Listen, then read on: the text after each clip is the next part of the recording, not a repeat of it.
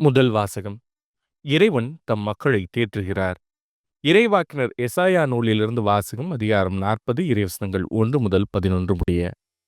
ஆறுதல் கூறுங்கள், என் மக்களுக்கு கனிமொழி கூறுங்கள் என்கிறார் உங்கள் கடவுள். எருசலேமிடம் இனிமையாய் பேசி உரத்த குரலில் அவளுக்கு சொல்லுங்கள். அவள் போராட்டம் நின்றுவிட்டது, அவள் குற்றம் மன்னிக்கப்பட்டது. அவள் தன் பாவங்கள் அனைத்திற்காகவும் ஆண்டவர் கையில் 2 மடங்கு தண்டனை பெற்றுவிட்டாள். குரலொலி ஒன்று முழங்குகின்றது. பாலை நிலத்தில் ஆண்டவருக்காக வழியை ஆயத்தமாக்குங்கள். பால் நிலத்தில் நம் கடவுளுக்காக நெடுஞ்சாலை ஒன்றை சீராக்குங்கள். பள்ளத்தாக்கு எல்லாம் நிரப்பப்படும், மலை குன்று யாவும் தாழ்த்தப்படும்.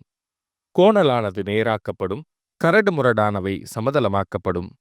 ஆண்டவரின் மாட்சி வெளிப்படுத்தப்படும், மானிடர் அனைவரும் ஒருங்கே இதை காண்பர். ஆண்டவர் தாமே இதை மொழிந்தார். உரக்கக்கூறு என்றது ஒரு குரல்.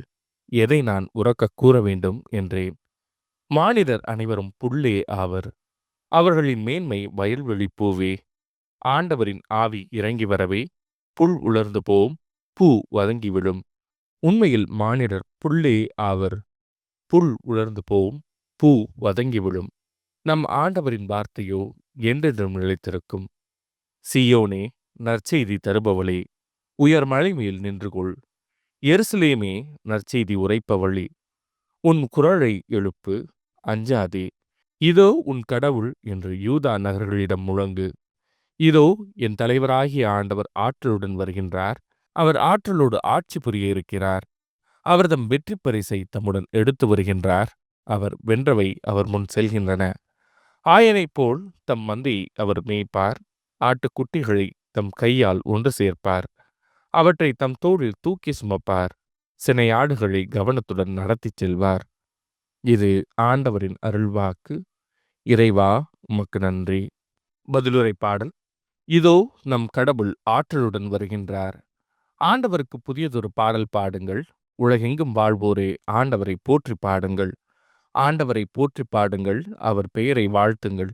அவர் தரும் மீட்பை நாள்தோறும் அறிவியுங்கள்.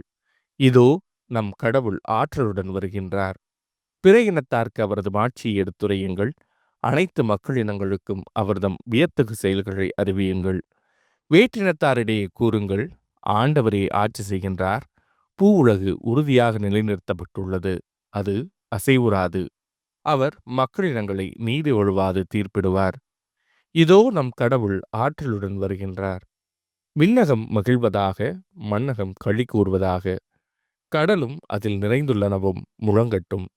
வயல்வெளியும் அதில் உள்ள அனைத்தும் கழுகி உரட்டும். அப்பொழுது காட்டில் உள்ள அனைத்து மரங்களும் அவர் திருமுன் களிப்புடன் பாடும்.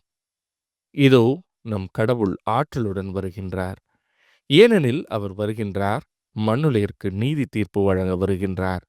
நிலவுலகை நீதியுடனும் மக்களினங்களை உண்மையுடனும் அவர் தீர்ப்பிடுவார். இதோ நம் கடவுள் ஆற்றலுடன் வருகின்றார். நற்செய்தி வாசகம்.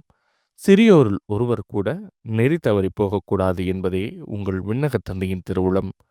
மத்தேயு எழுதிய தூய நற்செய்தியிலிருந்து வாசகம். அதிகாரம் 18, இறைவசனங்கள் 12 முதல் 14 முடிய. அக்காலத்தில் இயேசு தம் சீடரை நோக்கி கூறியது, இந்த நிகழ்ச்சியை பற்றி நீங்கள் என்ன நினைக்கிறீர்கள்? ஒருவரிடம் இருக்கும் 100 ஆடுகளுள் ஒன்று வழி தவறி அழைந்தால் அவர் 99 ஆடுகளையும் மலைப்பகுதியில் விட்டுவிட்டு வழி தவறி அழையும் ஆட்டை தேடிச் செல்வார் அல்லவா? அவர் அதை கண்டுபிடித்தால் வழி தவறி அழையாத 99 ஆடுகளையும் பற்றி மகிழ்ச்சி அடைவதை விட வழி தவறிய அந்த ஓர் ஆட்டை பற்றியே மிகவும் மகிழ்ச்சி அடைவார் என உறுதியாக உங்களுக்கு சொல்கிறேன். அவ்வாறே இச்சிறியோருள் ஒருவர் கூட நெறி தவறி போகக்கூடாது என்பதே உங்கள் விண்ணகத் தந்தையின் திருவுளம். இது ஆண்டவரின் அருள்வாக்கு. கிறிஸ்துவே, உமக்கு புகழ்.